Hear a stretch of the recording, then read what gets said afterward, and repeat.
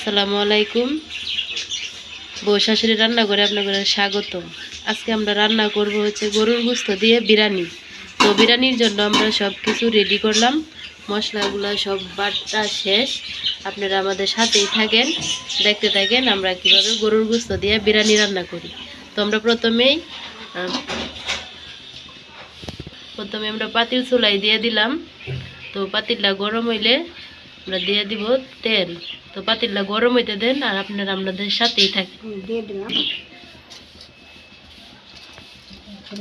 ওটা এই যে কিছু গরম মশলা তেলে দিয়ে দিবেন।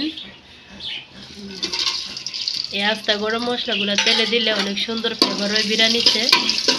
তো আপনারা সবাই দেখতে থাকেন।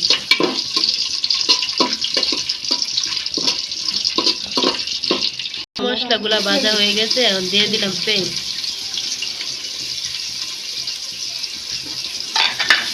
পেঁয়াজ দিয়ে ভালো করে নাড়ে ছেড়ে নেবেন।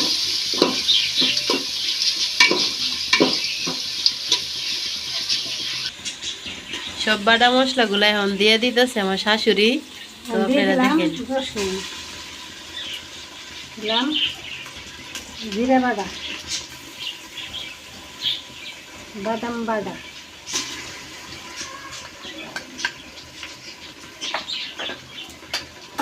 পেঁয়াজগুলো ভালো করে বাইছে মশলাগুলো দিয়া আবার একটু নাইড়ে সাইডে মশলাগুলো বাইজে নেবেন।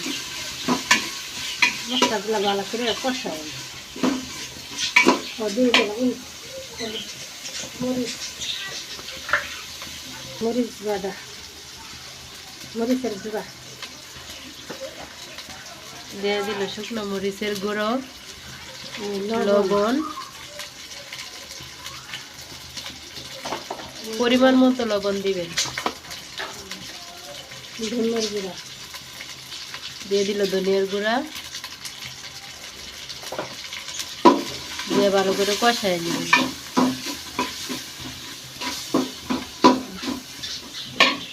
মশলা পাউডার দেওয়া পানি দিয়ে দিয়ে দিলাম, দিয়ে ভালো করে কষাই।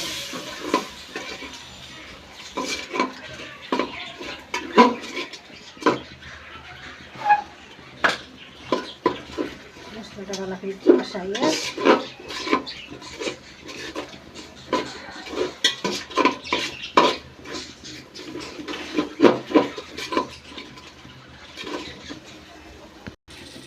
মশলা কষানো শেষ, মাংসটা দিয়ে দিলাম। দেন কষানোর পরে কত সুন্দর কালার,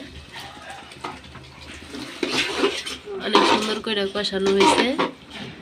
গোস্তটা দিয়ে আর একটু লাইটে সাইডে কষাই।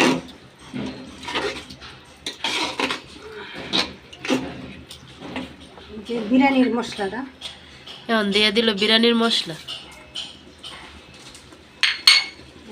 টক দই দিয়ে দিল টক দই,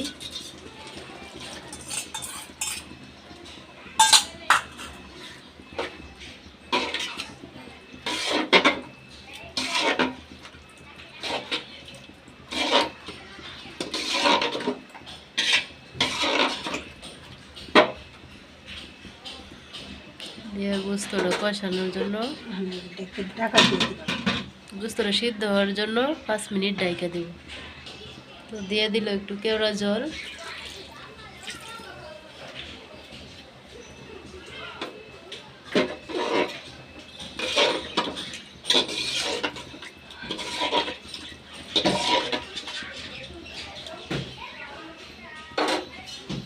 ঢাকা দিয়ে দিলাম।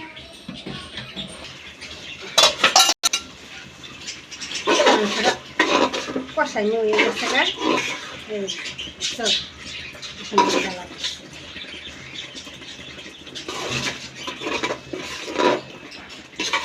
অনেক সুন্দর কালার হয়েছে কষানোর পরে।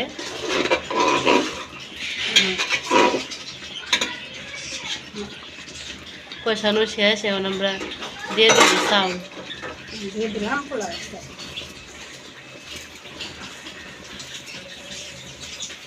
বেশি মাংস হইলে উড়াই ফোন যায়, তো কম চাউল আর কম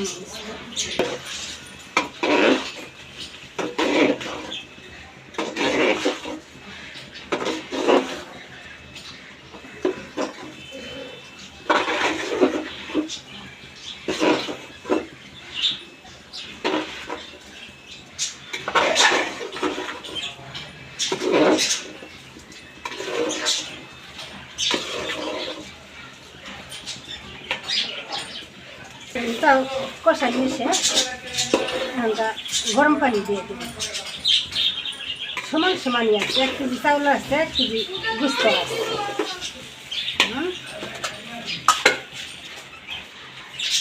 দিয়ে দিল গরম পানি।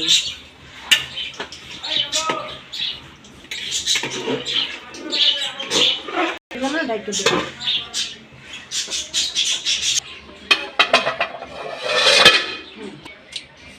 এই যে 10 মিনিট করে বিরিয়ানি নামাইলাম।